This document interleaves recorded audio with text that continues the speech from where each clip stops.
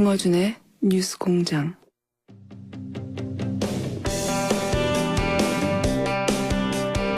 검찰이 이준서 전 국민의당 최고위원에게 사전 구속영장을 청구했습니다. 율사 출신 정치인이죠. 더불어민주당 박건배 최고위원 연결하고 있습니다. 안녕하십니까, 의원님.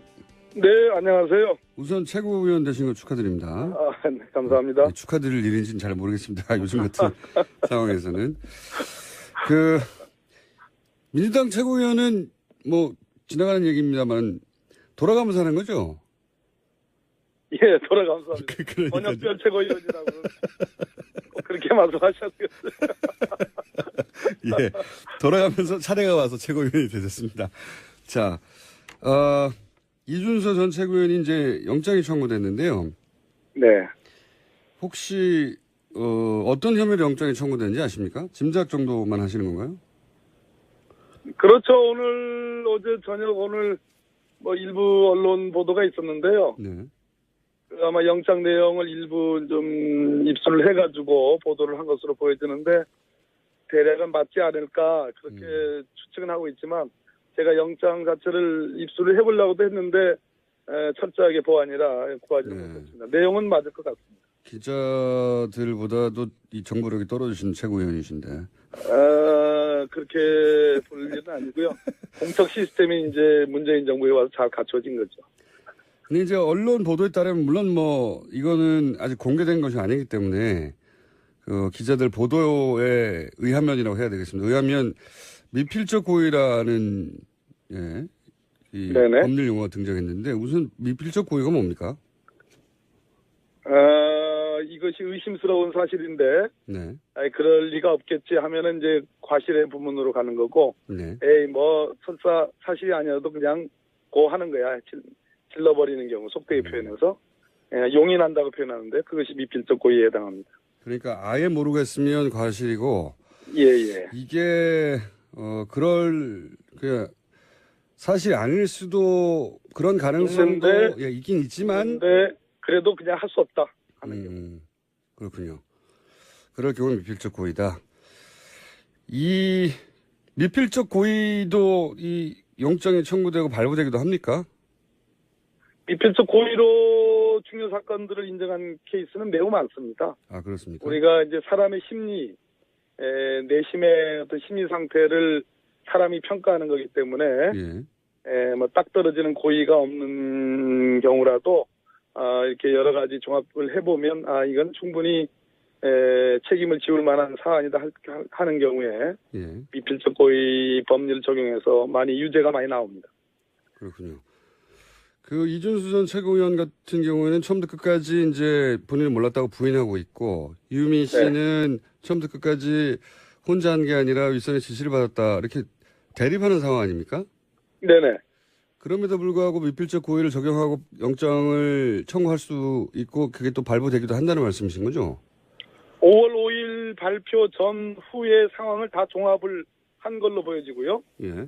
5월 5일 이전 상황에서도 의심할 만한 상황이 있었고 5월 5일 발표 이후에 5월 9일까지 충분히 번복할 수 있는 기회가 있는데 번복하지 않았다. 특히 5월 6일 날 이유미가 그런 제보자는 존재하지 않는다라고 확인해 준 것으로 검찰은 판단하고 있는 것으로 보여집니다. 그렇다면 종합을 해볼 때 이것은 미필적 고의가 있다. 이렇게 보는 거죠. 새로 나온 이야기가 그러니까 대선 전에 그런 제보자가 존재하지 않는다는 것을 이야기했고 그것을 이준서 씨가 이미 들었기 때문에 그럼에도 불구하고 지금까지 계속 있었고 그다음에 대선 끝날 때까지 그렇습니다. 진행된 것은 미필적 고의라고 심지어 5월 7일 날 김인원 부단장은 공명선거 부단장은 제2차 그 기자회견을 하는데요. 그때도 분명하게 인정을 했습니다. 그러니까 분명하게 그런 제보자가 존재하고 이것이 사실이다라고 다시 한번 확인을 했거든요. 네. 그러니까 그걸 말릴 수 있었음에도 불구하고 말리지 않았기 때문에 범죄가 성립된다 이렇게 봐야 되겠죠. 그렇군요. 이유미 씨가 고 기자회견 전에 존재하지 않는다는 사실을 밝혔음에도 네, 진행이 됐기 때문에 그렇습니다. 그 존재하지 않는다는 사실을 이준서 전 최고위원이 믿지 않았거나 전달하지 않았거나 뭐 혹은 전달했는데도 계속 갔거나 뭐 여러 상황을 상정해 볼 수 있겠네요. 계속 갔다고 보는 거죠. 예. 그렇군요. 그럼 동생도 영장이 지금 청구됐는데 동생의 경우에는 어떤 건입니까? 이유미 남매가 네. 함께 이 가짜 녹취 파일을 만드는데 함께 했다는 겁니다. 동생도 주도적 역할을 한 사람이므로 그렇게 파악을 하고 있는 것 같습니다. 단순히 이제 시켜서 한 게 아니라 예. 적극적으로 개입했다고 본 거군요, 검찰은. 예, 그렇습니다. 그런데 이제 이 영장 청구 관련해서 국민의당은 추미애 대표가 마침 또 미필적 고의라는 추미애 대표가 이제 판사 출신이다 보니 아마도 본인의 예. 이 사안에 대한 판단을 그렇게 표현한 것 같은데 이게 수사 가이드라인을 제시한 것이다. 그래서 검찰총장 역할을 한 것이다고 국민의당에서는 지적하고 있습니다. 이 문제에 대해서는 어떻게 답변하시겠습니까? 참 택도 없는 소리인데요. 이 건은 지난 대선 기간 중에 벌어진 일이고 네. 양당 간의 공방에서 벌어진 일이고 국민의당이 조작을 해서 폭로를 5월 5일 날 했고 저희들이 즉시 민주당이 즉시 고발을 했습니다. 즉 추미애 대표는 고발인의 대표자로서 이 고발 사건을 유지할 그러한 책임과 권한이 있는 사건입니다.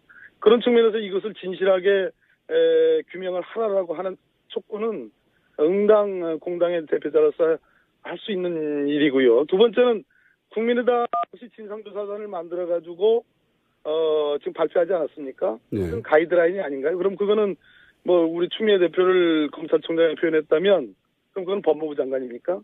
그러니까 그 진상조사단의 그 진상조사의 결과가 심지어 축소 은폐한 거 아니냐라는 그런 비난을 지금 받고 있는데 그런 점을 공당으로서 창피하게 생각을 해야지 왜 당초에 박주선 비대위원장께서 국민 앞에 느닷없이 잘못을 인정하고 책임을 빌었지 않았습니까? 왜 그런 태도는 왜 불과 이 보름 만에 보름이 됐는지 잘 모르겠는데요. 한 열흘 만에 이렇게 표현하는 것은 저는 정말 절망적이라고 생각합니다. 왜 이렇게 자정 능력이 없는지 그것은 참 저는 맞지 않다고 봅니다. 그런데 이제 여기까지만 요 질문만 더 하고 다른 거로 넘어가겠습니다. 그런데 이제 추경 합의도 이제 동의를 어느 정도 하고 정부 조직법도 어느 정도 동의를 해서 국회가 돌아가려는 찰나에 하필 추미애 대표가 그런 얘기를 해서 굳이 그 시점에 지금 국회가 또다시 이제 정지 상태가 됐다. 여기에 책임을 묻는 분들도 있습니다. 추미애 대표는 일관됐습니다. 이 사건이 벌어져서 첫 반응도 다른 분보다 비교적 강경한 목소리, 원칙적인 목소리를 냈고요. 그 원칙적인 목소리는 일관되어 왔습니다. 아까도 말씀드렸듯이 고발 대리인이었고 고발 대표였고 본인이 이 건으로 무고 고발을 역으로 당했습니다. 본인이 직접 고발 당하셨죠, 참. 그렇습니다. 네, 이것이 당사자군요. 그렇습니다. 제대로 진상이 규명되지 않으면 추미애 대표가 오히려 형사 책임을 져야 될지도 모르는 그런 사건이 있는데 거기에 대해서 무슨 뭐 성불하신 분도 아니고 이건 뭐 응당한 성불.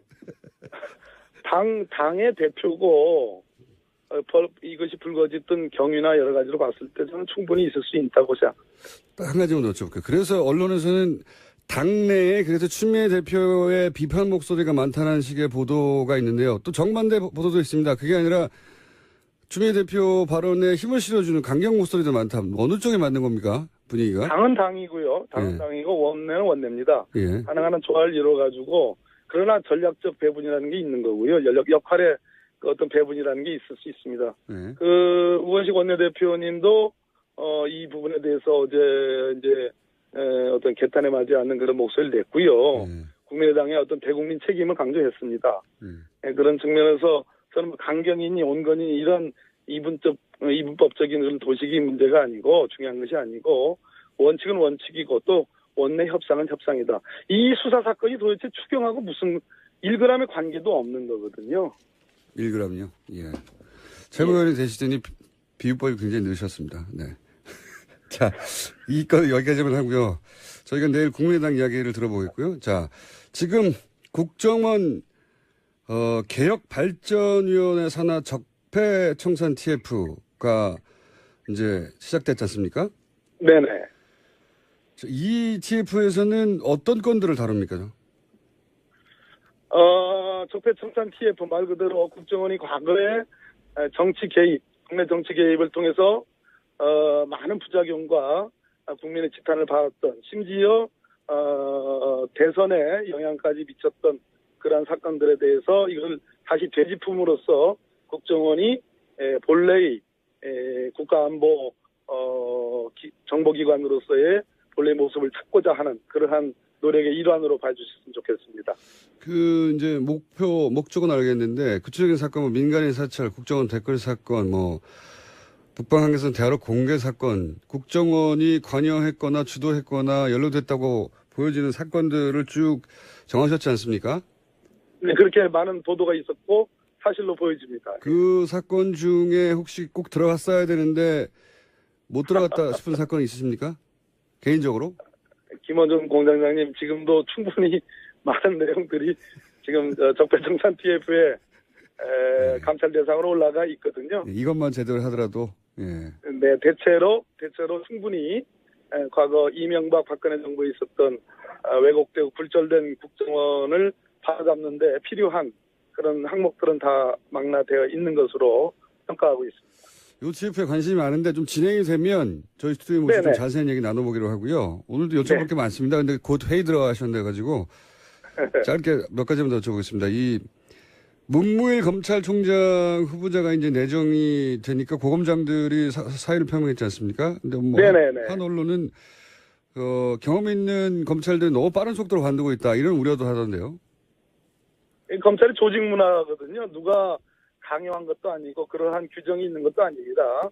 예. 동기나 아니면 윗기수 선배들이 사표 내는 관행은요. 예. 그거는 검찰의 조직 문화인데 저는 개인적으로는 바람직한 조직 문화라고 보고 있지 않습니다. 그래요. 예.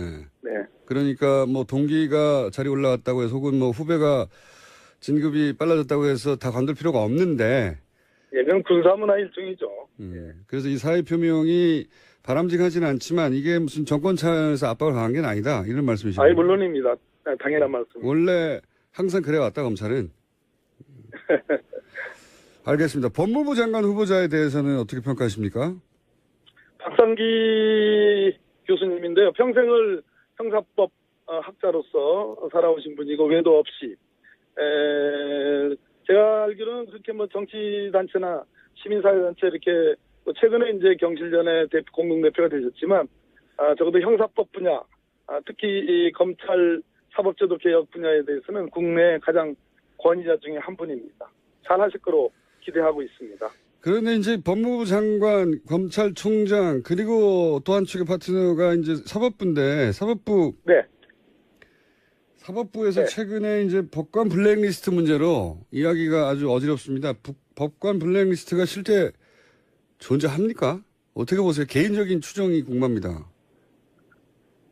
많은 이번에 전국 법관회의를 주도했던 많은 판사들, 평판사들의 목소리 중에는 그런 유사한 리스트가 있다라는 공감대가 꽤 있고요. 예. 그 부분에 대한 진상규명을 양승태 대법원장에게 강력하게 요구하고 있는 상황이고 그 주장은 뭐 전혀 근거가 없는 얘기는 아니다라고 저는 생각하고 있습니다. 물론 뭐 좀 복잡한 그게 있다는 것이 드러나는 것이 이제 조금 복잡한 과정을 통해서 이제 보도가 됐는데 그 전후 과정을 직접 판사를 하셨던 분으로서 들어본 결과는 개인적인 결과는 존재할 가능성이 높다 이렇게 보십니까? 아니요. 우리 판사님들의 그러한 공감대가 있고 그런 주장을 하는데 나름 뭐 전혀 근거 없는 얘기는 아니다. 이렇게 표현을 하고 싶습니다. 거기까지만. 존재할 가능성이 높다까지는 위험한 표현입니다. 밝혀져야 될 사안입니다. 네, 근거가 없는 것은 아니다 정도까지만. 알겠습니다. 최고위 되시더니 굉장히 조심스러워지셨습니다. 네.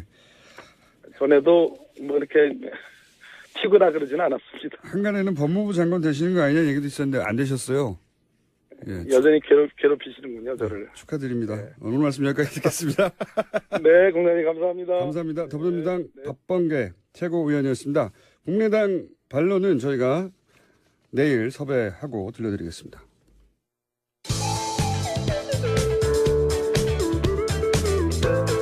매혹적이고 상큼한 국민 시사 요정 김어준입니다.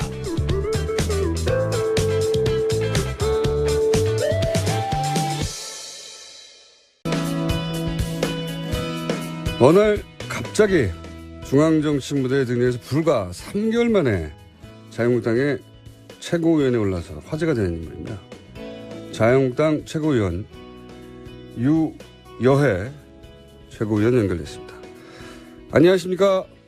네, 안녕하세요. 예. 잘 지내셨습니까? 네, 반갑습니다. 뉴스공장 한번 출연하셨었는데 네. 우선 축하드리고요. 네, 감사합니다. 제가 알기로는 자유한국당은 뭐 역사 짧으니까 그 전신의 새누리당이나 신한국당 거슬러 올라가도 현역 의원도 아닌데 이제 정치 입문이 채 3개월이 되기 전인가요? 직후인가요? 그 짧은 기간에 100일 정도 됐습니다. 네. 예, 그 짧은 기간에 경선을 통해서 여성 최고위원이 아니라 여성 최고위원은 이제 자리가 주어지기도 하지만 경선을 통해서 다른 현역 의원들을 제치고 2위를 하셨죠? 네, 그렇습니다. 2위 예. 했습니다. 이게 네. 대단한 일이거든요. 네. 다른 당에서도 이런 일은 없고 자유한국당에서도 이런 일은 없었던 걸로 저는 아는데 본인이 네. 이렇게 짧은 시간에 현역 의원도 아닌데 왜 자꾸 현역 의원도 아닌 데를 강조하십니까? 왜냐하면 최고위원 중에 현역 의원이 아닌 분이 되는 것도 드물고요. 네. 현역이 아니더라도 뭐 전직 의원 정도는 최소한 돼야 되는데 적어도 초선도 아니고 뭐 재선 3선은 돼야 되는데 최고위원이면 네. 지금은 의원 경력도 없으시고 입문 3개월인데 네. 이게 경선에서 전당대회에서 2위를 하셨거든요. 이 비결이 뭡니까? 정말 죽을 만큼 뛰었습니다. 경선이 시작되어서 이제 합동 연설이 시작될 때 제 마음은요, 아마 이제 지금부터 준비 땅 해서 불구덩이를 뛰어든다는 심정으로 뛰었습니다. 그래서 정말 몸에 불이 붙지 않게 열심히 뛰어서 밖으로 나왔더니 당선되었습니다. 아니, 다른 최고위원들도 다 열심히 하거든요. 그러니까 본인이 열심히 한 것 이상의 뭐 정치적 환경이나 혹은 본인만의 어떤 매력이 어필했다든가 이런 자체 분석은 안 해보셨습니까? 내가 이래서 당선됐다고? 전 단계적으로 굉장히 치밀하게 움직였습니다. 어떡해요? 1단계, 2단계, 예. 3단계, 4단계.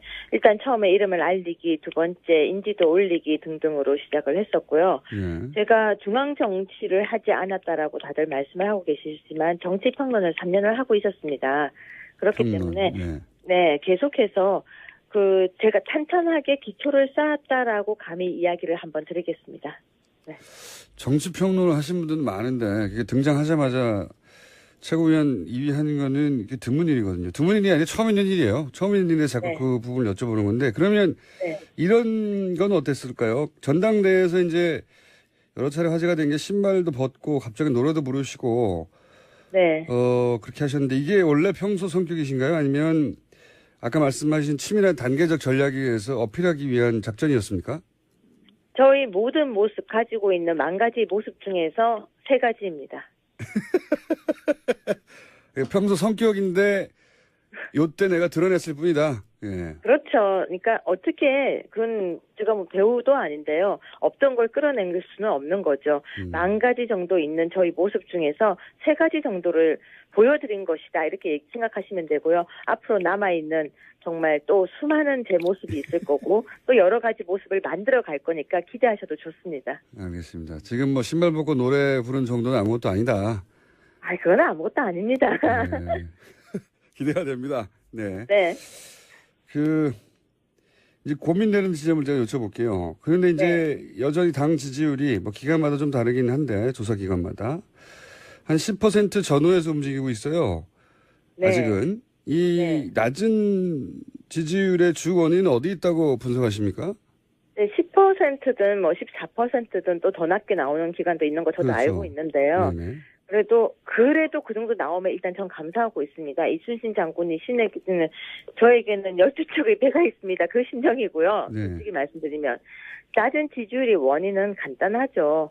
실망을 줬기 때문이고 예. 변화를 바라고 있는데 변화하지 않았기 때문이고 예. 또 어떤 누군가가 책임지지 않는 모습 때문에 실망한, 즉 애정의 관계가 아닐까. 사랑하지만 실망한 모습.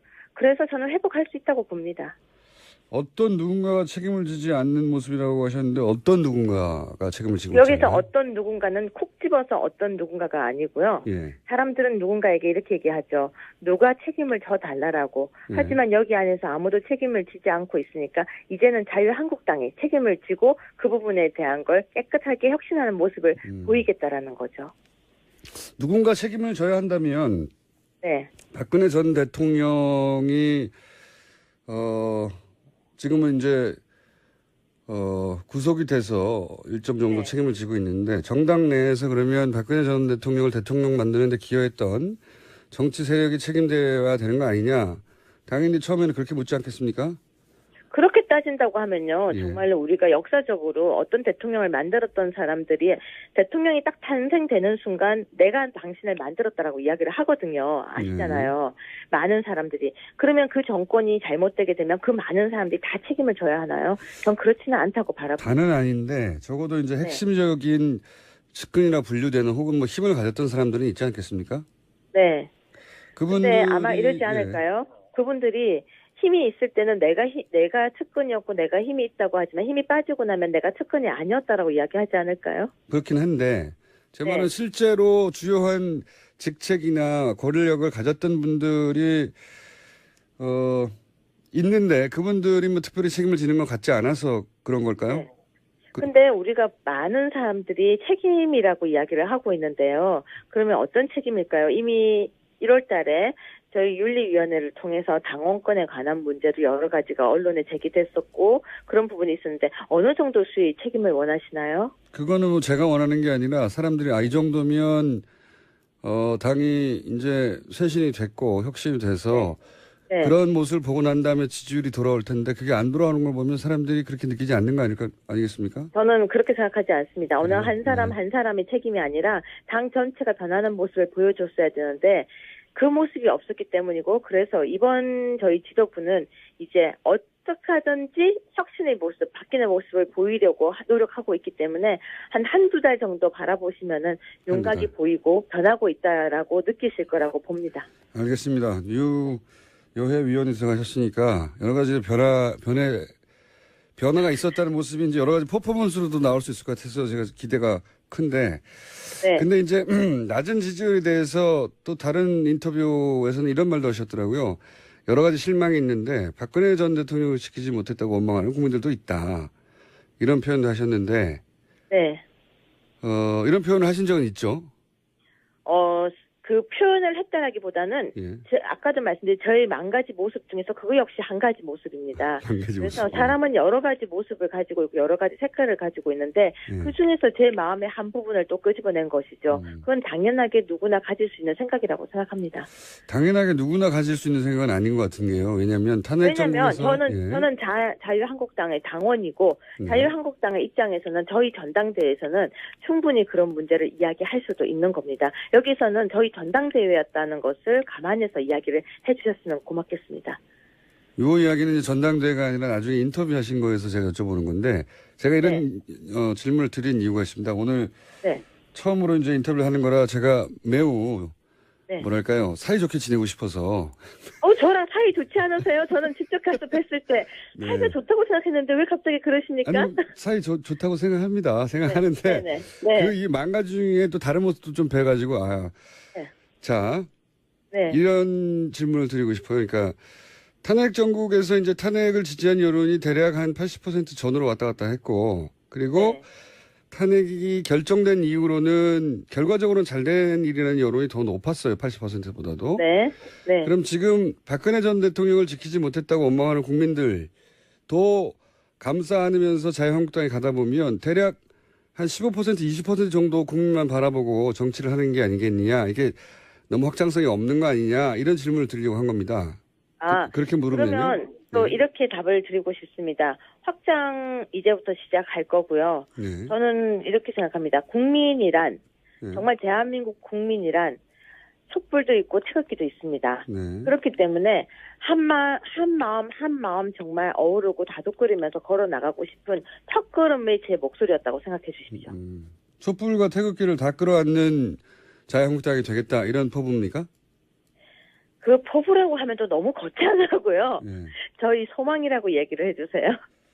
촛불과 태극기가 같이 있기는 힘들 것 같은데요. 아닙니다. 아닙니까? 촛불도요. 촛불도 그 촛불의 마음은요. 정말로 야여가 아닙니다.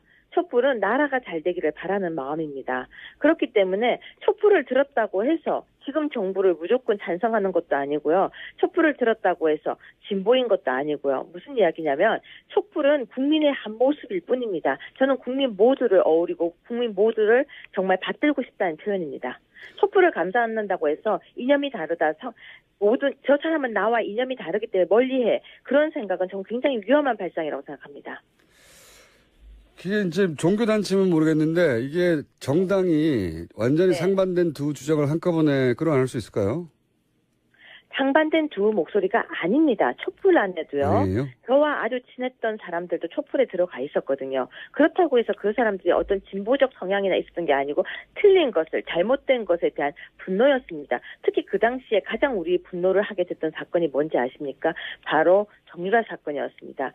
사람들이 그때 그 당시에 촛불을 들고 나갔던 건 어떤 정치적 이념이 아니라 나도 정말 공평하게 살고 싶다는 마음이었습니다. 그래서 정말 촛불의 마음을 진지하게 우리는 고민을 다시 해볼 필요성도 저는 있다고 봅니다. 알겠습니다. 무슨 말씀인지 뭐 동의하지 않는 분도 있겠지만 무슨 말씀을 하려는 건지는 무슨 말씀을 하려는지는 어떻게 모르겠고요. 동의가 되겠습니까? 다 다름인데요. 네. 네.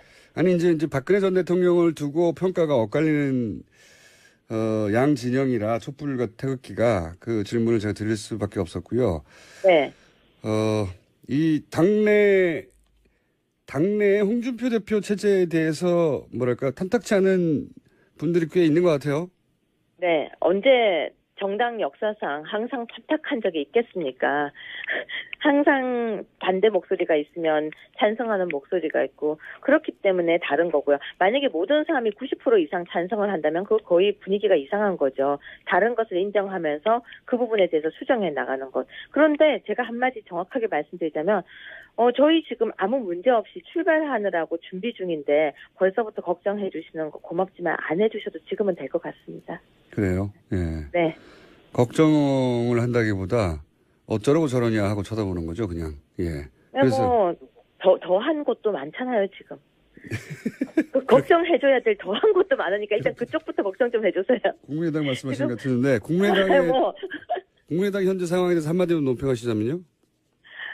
걱정되죠. 예, 자유한국당 걱정하지 말라고 하시면서 국민의당 걱정하십니까? 그러니까 원래 사람은 자기 걱정보다 남의 걱정해줄 때가 더 걱정이 진하게 돼요. 자, 오늘은 상견례만 했고요. 최고위원으로 저희 스튜디오에 한번 따로 모시겠습니다. 네, 오늘 제가 다른 일정 때문에 못 갔었는데요. 언제든지 불러주시면 뵈러 가겠습니다. 사이좋게 지내요. 알겠습니다. 말씀 감사합니다.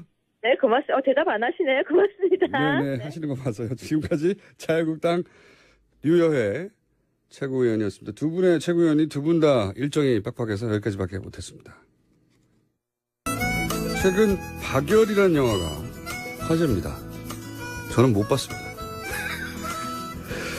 여기서 관동 대지진으로 인한 조선인 학살 사건 원흉에 해당되는 일본인 내무 대신 역할을 맡은 배우가 있습니다. 다들 일본인인 줄 아는데 제일교포 3세입니다. 직접 스튜디오에 모셨습니다. 배우 김인도 씨. 안녕하십니까? 예, 안녕하십니까? 예. 처음 뵙겠습니다. 제가 어딘가에서 뵀어요. 예. 어딘지를 모르겠네. 그때 어떤 역할이었어요? 그게 어떤 나쁜 역할이었어, 하여튼. 아, 나쁜 역할이었어요? 나쁜 역할을 많이 해서 제가 몰랐는데, 예, 하도 해서. 하도 해가지고. 예, 그래요. 우리나라 영화에 많이 나오셨죠, 이미. 예, 그렇죠. 드라마도 영화도, 예. 몇 편이나 하셨습니까, 한국에? 드라마나 영화 합쳐서 이제 30개나 넘은 것 같아요. 35? 30개. 35, 6? 당연히 대부분은 일본인 역할로 나오신 거죠. 예, 한국인 역할은 하나. 한 번. 한 번. 예, 나머지는 다 일본인 역할. 제가 일본인 역할로 나오신 장면을 봤는데 나쁜 역할인데 무슨 영화인지 생각이 안 나는데 제가 오늘 마지막 기억하시면 지금 나중에 알려주십시오. 말씀드릴게요. 예. 네. 영화인 것은 확실합니다. 영화인 것. 아, 영화요? 예. 예. 영화에서 나쁜 일본인으로 나오셨어요. 그래요. 역사 얘기요? 그러니까 예전 얘기였죠. 뭐 일제시대 얘기였던 것 같은데. 아, 제가 근데 이분을 꼭 저희 그 제작진에게 모셔서 인터뷰를 해야 되겠다 예. 했던 이유가 뭐냐면 뭐 일본인인 줄 알았었는데 알고 보니까 제일교포 사무실이더라고요. 예, 그래요. 거기까지만 해도 그렇구나 했어요. 근데 한국에 오신 게 40대에 오셨다고. 그죠?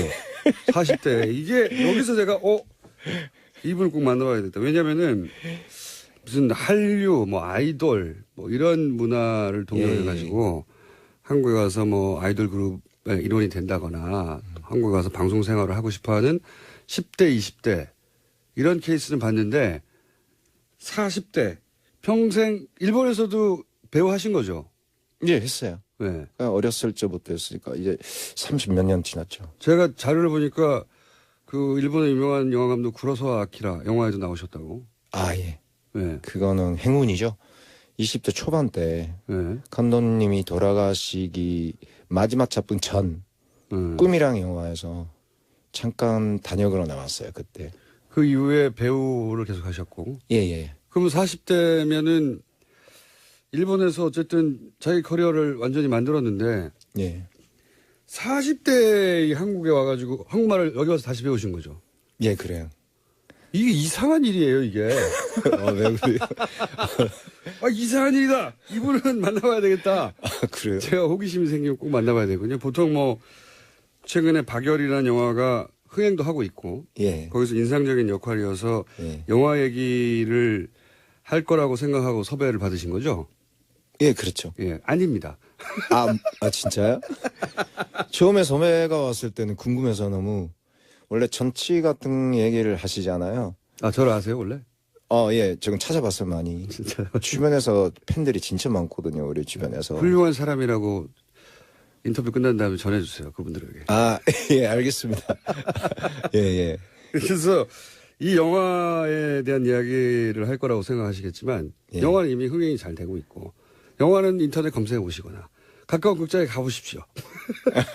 그러면은 이미 지금 상영되고 있죠. 예, 예, 되고 있습니다. 100만 명 이상 들었다고 하고 재밌다고 합니다. 예. 근데 여기서 이제 굉장히 주요한 역할이죠. 예. 예. 관동 대지진의 그 기획자, 관동 대지진이 기획자가 아니라 관동 대지진으로 인해서 생긴 일본인들의 불만을 조선인에게 책임을 씌우고 그래서 사건을 만들자. 그래서 네. 조선인들이 당시 조선이라고 불렀죠. 굉장히 많이 학살됐고 네. 그 사건을 소재로 하는데 거기서 이제 박열이라고 하는 굉장히 인상적인 인물이 나오고 네. 근데 이제 김효 씨는 거기서 그런 기획을 했던 공작이죠, 공작. 예, 맞죠. 예, 공작을 했던 내무 대신 역할을 하고 있습니다. 예. 인상적으로. 저는 김은우 씨가 한 사람의 인간으로도 궁금하고 그리고 40대에 와가지고 예. 고생을 참 많이 했겠다. 예. 그런 생각도 들고 왜 3세이지만 여기 뭐 백이 있는 것도 아니고 배경도 없고 기반도 예, 없고 예. 말도 안 되고 맞아요. 뭐 하러 여기에 왜? 그 영화를 봤어요, 한국에. 한국 영화를 예, 예. 한국의 영화를 보고 충격을 받았죠. 무슨 영화를 보고 충격을 받으셨어요? 처음에 본 게 JSA, 쉬리 그런 것을 봤죠. 시리. 예, 그거 보고 나서 재밌다고 생각해서 계속 찾고 드라마도 봤고. 그 전에는 한국 영화를 그렇게 안 봤어요. 굳이 찾아서 안 봤다. 예. 안 봤죠. 시리 그때 굉장히 큰 히트를 쳤죠. 시리 그리고 예, JSA도 봤고 다양하게 다 봤죠. 그 중에서 이거 나 한국 가서 영화 해야 되겠다고 결심을 하게 만든 영화가 있어요? 집으로요. 이정현 감독. 네, 좀 담담한 영화 아닌가요? 예, 그거랑 파이랑이랑. 파이라는 최민식 예, 씨가 민식이 나와가지고 예, 그 사랑 얘기 뭐 예, 그래요. 바닷가에서 막 울고 하는 연기 예. 그 무슨 장면이 거기서 충격을 받으신지. 그러니까 영화는 감동을 주거나 그런 거, 힘을 주거나 그런 거 하는데 사랑을 주는 게 처음이었거든요. 영화를 보고 사랑을 받는다라고 해요. 사랑을 그 영화를 보고 느끼셨다. 예, 그래요.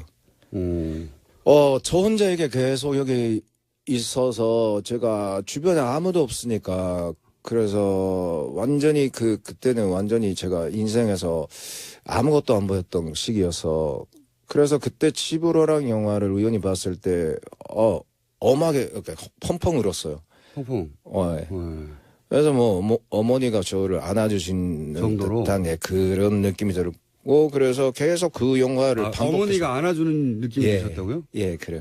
오, 감성이 예민하신 분이네. 감수성이 예매하는 건 아니고. 그리고 파이라는요? 파이라는 그저 뭐 감동적이었고 그 연출력이 뛰어남고 이런 영화를 본 적이 없다는 생각이 들었거든요. 그러니까 여태까지 제가 본 그 유럽 영화, 미국 영화, 일본 영화 많이 봤는데 더 다른 느낌이 들었어요. 한국 영화만의 독특한 힘이 있다. 예. 나 이런 데 가서 영화 만들고 싶다 이런 생각을 하셨어요? 예, 많이 했죠. 여기에 출연하고 싶다 이런 영화에. 예, 그렇죠. 그러면 그 생각 하나만 가지고 그냥 일본에서의 생활을 그냥 다 접어버리고 오신 거예요? 예, 3년 고민했어요. 3년. 3년. 예, 3년 고민 갈까 말까 해서 이제 이게 고민되셨겠죠. 예, 그렇죠. 한국에 무슨 도와줄 분이 있으셨어요? 없어요. 그렇죠. 그러니까 40이 넘어서 무모해라. 짐을 버리고 이렇게 가야 된다는 것은 이게 두려움밖에 없죠. 당연히 그렇겠죠. 예, 근데 뭐 인생 하나밖에 없고 후회할 거면 이게 차라리 가는 게 낫다. 해보고 후회를 하더라도 하자. 예, 그렇죠. 여기 왔더니 본인의 그런 직설적인 성격하고 잘 맞습니까, 한국에? 예, 맞죠. 많이 맞는 것 같아요. 말이 맞는 것 같아요. 예, 그렇죠. 많이 맞는 한국이 약간 거칠하잖아요. 거칠하잖아요. 최근 10년 사이 한일 관계가 좀 변했습니까? 느끼기에? 바뀐 것 같아요. 그래요? 어떻게 바뀌었어요? 최근 10년 사이에? 제가 있을 이때는 그 차별이 많이 있었어요. 일본에서도 아직. 일본에서 한국인에 대한 차별이 아주 많았었는데. 그때는 있었어요. 예, 본인이 느끼기에는. 예, 평생 근데, 살았지만. 예.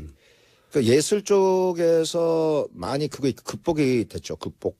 그러니까 영화나 드라마나 노래를 많이 듣는 그 일본 사람들이 많이 생겨서 아하. 한국에 대한 인식이 많이 달라진 것 같아요. 어떤 식으로 달라졌어요? 많이 좋아진 것 같아요. 그러니까. 어, 그러니까 거기서 한국어를 배우는 사람이 엄청나게 늘었거든요. 그 일본 사람들이. 네. 그래서 그 예술의 힘이라고 할까요? 그래서 그 부분에서 관심을 가지는 사람이 많이 생겼어요. 그 차이를 느끼세요? 예, 많이 느껴요. 그러면은, 그러니까 최고의 감독들은 누굽니까? 이 사람하고 일하고 싶어 있을 거 아닙니까? 역시 제가 본 그 영화 감독 이정현 감독 같이 하고 집으로. 싶죠. 예, 같이 네. 하고 싶죠. 지금 사이가 좋아요. 언젠가 출연하려고. 그런 거 아니고 술 많이 같이 먹어요. 제가 오늘 모신 이유는 박여월 때문이 아니라, 마흔에도 용기를 내면 완전히 다른 환경에서 다시, 자기 인생을 리셋하고 시작할 수도 있다. 그런 케이스들이 드물지 않다. 예. 인생 전체 80이면 한 40 중에 툭 잘라가지고, 네. 저는 전혀 다른 인생을 살아보는 것도 괜찮잖아요. 예. 그런 걸 직접 해보신 분으로 혹여 30대, 40대에 고민하는 분들에게 해주고 싶은 말씀 없어요, 혹시? 저기 한국에 와서 예.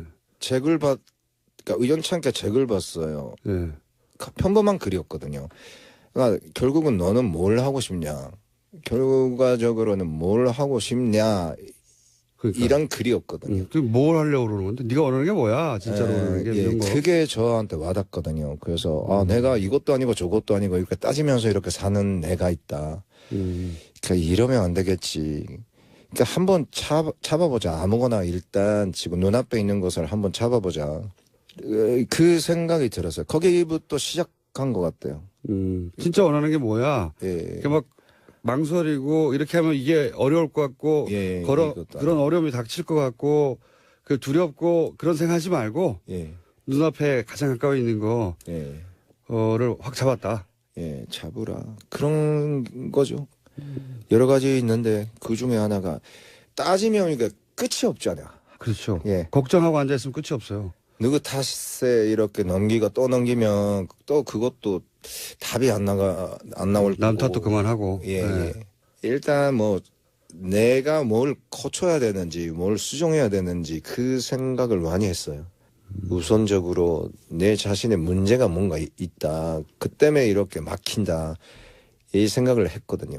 아무 배경도 없고 백도 없고 근거도 없이 그냥 한국에 와가지고 40에 예. 19살이나 17살이 아니라 예. 40에 와서 이제는 최근 개봉한 박열이라고 하는 흥행하는 영화에서 가장 나쁜 네, 그렇죠. 가장 나쁜 일본인 미즈노 역할을 예. 연기하셔서 화제가 된 예. 김인우 씨를 오늘 만나봤습니다. 예. 오늘 말씀 감사합니다. 예, 감사합니다. 네, 지금까지 배우 김인우 씨였습니다. 네, 김인우 씨 팬이 의외로 많네요. 문자가 많이 옵니다. 자, 월요일 뉴스공장 여기까지입니다. 박범계 유여의 최고위원 인터뷰도 좀 짧았습니다. 일정이 바빴답니다. 월요일이어서 다음에 길게 보시도록 하고 내일 뵙겠습니다. 안녕. 사건입니다. 그런 측면에서 이것을 진실하게 규명을 하라고 하는 촉구는 응당 공당의 대표자로서 할 수 있는 일이고요. 두 번째는 국민의당 진상조사단을 만들어가지고 지금 발표하지 않았습니까? 네. 그건 가이드라인이 아닌가요? 그럼 그거는 뭐 우리 추미애 대표를 검찰총장에 표현했다면 그럼 그건 법무부 장관입니까? 그러니까 그 진상조사단의 그 진상조사의 결과가 심지어 축소 은폐한 거 아니냐라는 그런 비난을 지금 받고 있는데 그런 점을 공당으로서 창피하게 생각을 해야지 왜 당초에 박주선 비대위원장께서 국민 앞에 느닷없이 잘못을 인정하고 책임을 빌었지 않았습니까? 왜 그런 태도는 왜 불과 이 보름 만에 보름이 됐는지 잘 모르겠는데요. 한 열흘 만에 이렇게 표현하는 것은 저는 정말 절망적이라고 생각합니다. 왜 이렇게 자정 능력이 없는지 그것은 참 저는 맞지 않다고 봅니다. 그런데 이제 여기까지만 요 질문만 더 하고 다른 거로 넘어가겠습니다.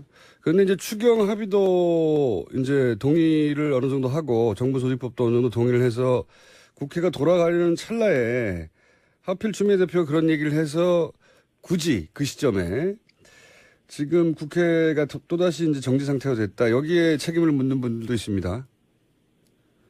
추미애 대표는 일관됐습니다. 이 사건이 벌어져서 첫 반응도 다른 분보다 비교적 강경한 목소리, 원칙적인 목소리를 냈고요. 그 원칙적인 목소리는 일관되어 왔습니다.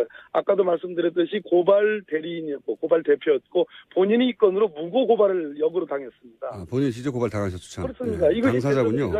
그렇습니다. 제대로 진상이 규명되지 않으면 추미애 대표가 오히려 형사 책임을 져야 될지도 모르는 그런 사건이 있는데 거기에 대해서 무슨 뭐 성불하신 분도 아니고 이건 뭐 응당한 성불.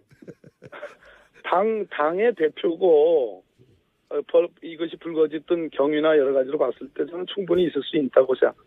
한 가지만 더 여쭤볼게요. 그래서 언론에서는 당내에 그래서 추미애 대표의 비판 목소리가 많다는 식의 보도가 있는데요. 또 정반대 보도도 있습니다. 그게 아니라 추미애 대표 발언에 힘을 실어주는 강경 목소리도 많다. 어느 쪽에 맞는 겁니까? 분위기가? 당은 당이고요. 당은 예. 당이고 원내는 원내입니다. 예. 가능한 한 조화를 이뤄가지고 그러나 전략적 배분이라는 게 있는 거고요. 역할의 그 어떤 배분이라는 게 있을 수 있습니다. 예. 그 우원식 원내대표님도 이 부분에 대해서 어제 이제 어떤 개탄에 맞지 않는 그런 목소리를 냈고요. 예. 국민의당의 어떤 대국민 책임을 강조했습니다.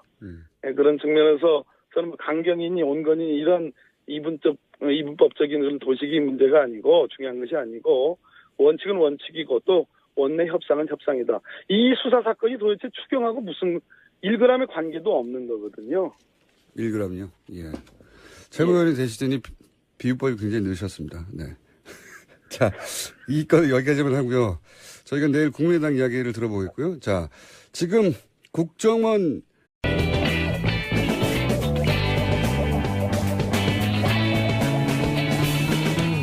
김어준의 뉴스공장.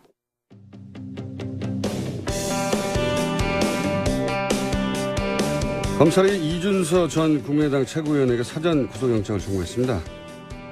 율사 출신 정치인이죠. 더불어민주당 박건배 최고위원 연결하고 있습니다. 안녕하십니까, 의원님. 네, 안녕하세요. 우선 최고위원 되신 거 축하드립니다. 네, 감사합니다. 네, 축하드릴 일인지는 잘 모르겠습니다. 요즘 같은 상황에서는. 민주당 최고위원은 뭐 지나가는 얘기입니다만 돌아가면서 하는 거죠?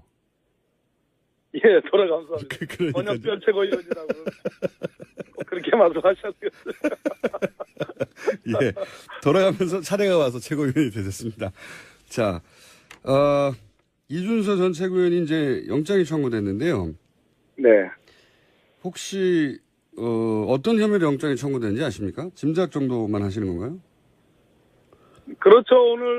어제 저녁 오늘 뭐 일부 언론 보도가 있었는데요. 네. 아마 영장 내용을 일부 좀 입수를 해가지고 보도를 한 것으로 보여지는데 대략은 맞지 않을까 그렇게 추측은 하고 있지만 제가 영장 자체를 입수를 해보려고도 했는데 철저하게 보안이라 구하지는 네. 못했습니다. 내용은 맞을 것 같습니다. 기자들보다도 이 정보력이 떨어지신 최고위원이신데. 그렇게 볼 일은 아니고요. 공적 시스템이 이제 문재인 정부에 와서 잘 갖춰진 거죠.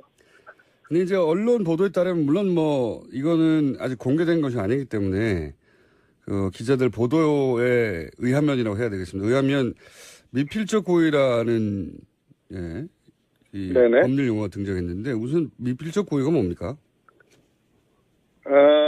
이것이 의심스러운 사실인데 네, 그럴 리가 없겠지 하면은 이제 과실의 부분으로 가는 거고 네, 뭐 설사 사실이 아니어도 그냥 고하는 거야. 질러버리는 경우 속되게 표현해서 용인한다고 표현하는데 그것이 미필적 고의에 해당합니다. 그러니까 아예 모르겠으면 과실이고 예예. 이게 그냥 사실 아닐 수도 그런 가능성도 있는데, 예, 있긴 있지만 근데 그래도 그냥 할 수 없다 하는 경우. 그렇군요. 그럴 경우는 미필적 고의다. 이 미필적 고의도 이 영장이 청구되고 발부되기도 합니까? 미필적 고의로 중요 사건들을 인정한 케이스는 매우 많습니다. 아, 그렇습니까? 우리가 이제 사람의 심리, 내심의 어떤 심리 상태를 사람이 평가하는 거기 때문에 예. 뭐 딱 떨어지는 고의가 없는 경우라도 이렇게 여러 가지 종합을 해보면 이건 충분히 책임을 지울 만한 사안이다 하는 경우에 예. 미필적 고의 법률 적용해서 유죄가 많이 나옵니다. 그렇군요. 그 이준수 전 최고위원 같은 경우에는 처음부터 끝까지 이제 본인은 몰랐다고 부인하고 있고 유미 씨는 처음부터 끝까지 혼자 한 게 아니라 윗선의 지시를 받았다 이렇게 대립하는 상황 아닙니까? 네네. 그럼에도 불구하고 미필적 고의를 적용하고 영장을 청구할 수 있고 그게 또 발부되기도 한다는 말씀이신 거죠? 5월 5일 발표 전후의 상황을 다 종합을 한 걸로 보여지고요. 예.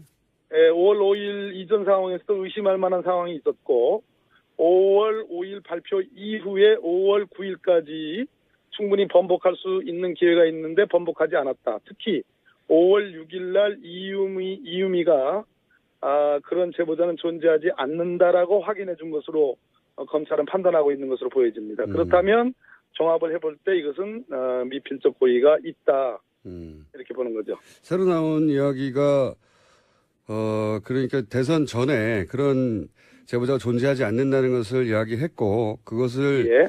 이준호 씨가 이미 들었기 때문에 그럼에도 불구하고 지금까지 계속 있었고 그다음에 대선 끝날 때까지 그렇습니다. 진행된 것은 미필적 고의라고 심지어 보십니다. 5월 7일 날 네. 김인원 부단장은 네. 공명선거 부단장은 제2차 그 기자회견을 하는데요. 그때도 분명하게 인정을 했습니다. 그러니까 분명하게 그런 제보자가 존재하고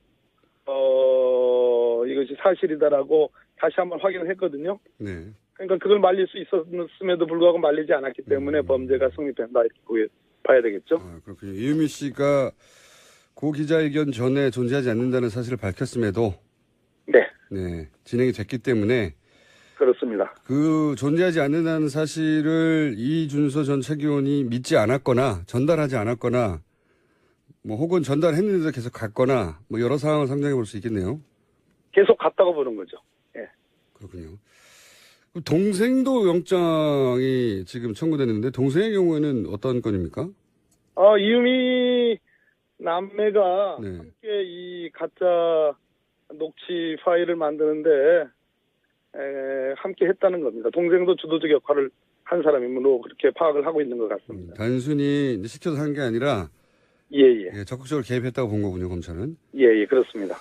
그런데 이제 이 영장 청구 관련해서 국민당은 추미애 대표가 마침 또 미필적 고의라는 추미애 대표가 이제 판사 출신이다 보니 아마도 본인의 예. 이 사안에 대한 판단을 그렇게 표현한 것 같은데 이게 수사 가이드라인을 제시한 것이다. 그래서 검찰총장 역할을 한 것이다고 국민당에서는 지적하고 있습니다. 이 문제에 대해서는 어떻게 답변하시겠습니까? 참 택도 없는 소리인데요. 이 건은 지난 대선 기간 중에 벌어진 일이고 네. 양당 간의 공방에서 벌어진 일이고 국민의당이 조작을 해서 폭로를 5월 5일 날 했고 저희들이 즉시 민주당이 즉시 고발을 했습니다. 즉 추미애 대표는 고발인의 대표자로서 이 고발 사건을 유지할 그러한 책임과 권한이 있는 개혁발전위원회 산하 적폐청산 TF가 이제 시작됐지 않습니까? 네네. 이 TF에서는 어떤 건들을 다룹니까? 적폐청산 TF 말 그대로 국정원이 과거에 정치 개입, 국내 정치 개입을 통해서 많은 부작용과 국민의 지탄을 받았던 심지어 대선에 영향까지 미쳤던 그러한 사건들에 대해서 이걸 다시 되짚음으로써 국정원이 본래의 국가안보 정보기관으로서의 본래 모습을 찾고자 하는 그러한 노력의 일환으로 봐주셨으면 좋겠습니다. 이제 목적은 알겠는데 구체적인 사건, 뭐 민간인 사찰, 국정원 댓글 사건, 뭐 북방한계선 대화록 공개 사건, 국정원이 관여했거나 주도했거나 연루됐다고 보여지는 사건들을 쭉 정하셨지 않습니까? 네, 그렇게 많은 보도가 있었고 사실로 보여집니다. 그 사건 중에 혹시 꼭 들어갔어야 되는데 못 들어갔다 싶은 사건이 있으십니까? 개인적으로?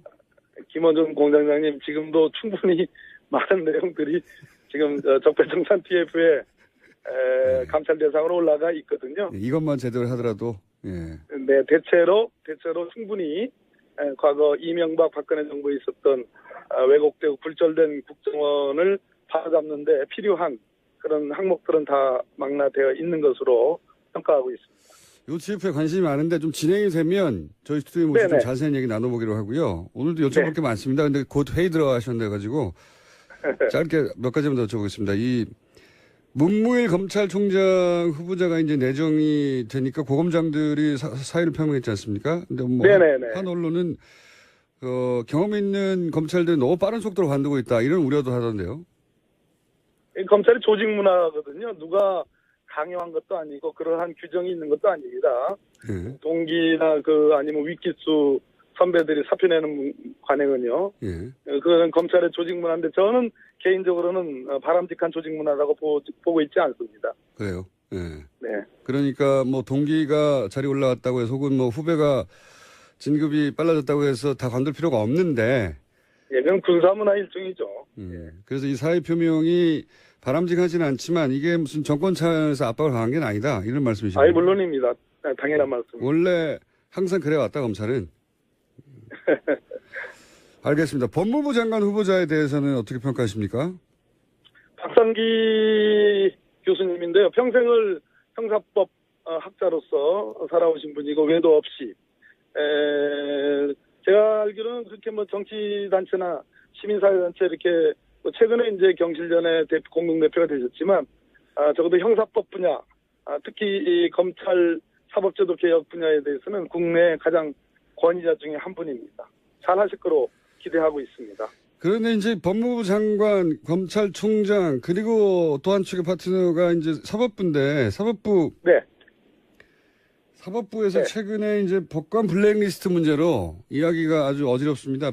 법관 블랙리스트가 실제 존재합니까? 어떻게 보세요? 개인적인 추정이 궁금합니다.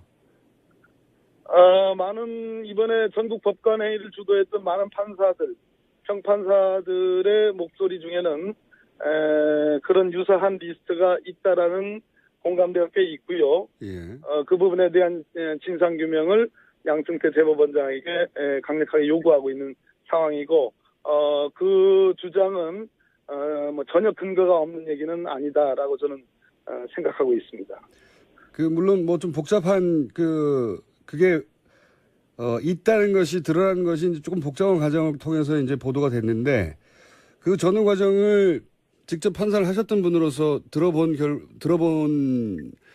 결과는, 개인적인 결과는, 존재할 가능성이 높다, 이렇게 보십니까? 아니요. 우리 판사님들의 그러한 공감대가 있고 그런 주장을 하는데, 네. 나름, 전혀 근거 없는 얘기는 아니다. 이렇게 표현을 하고 싶습니다. 거기까지만. 존재할 가능성이 높다까지는 위험한 표현입니다. 아무튼 밝혀져야 될 사안입니다. 네, 근거가 없는 것은 아니다 정도까지만. 알겠습니다. 최고위원이 되시더니 굉장히 조심스러워지셨습니다. 네.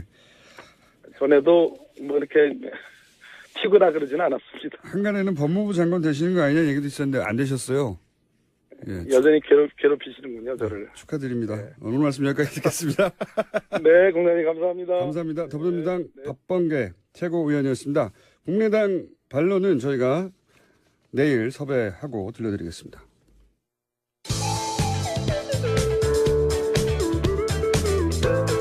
매혹적이고 상큼한 국민 시사 요정 김어준입니다.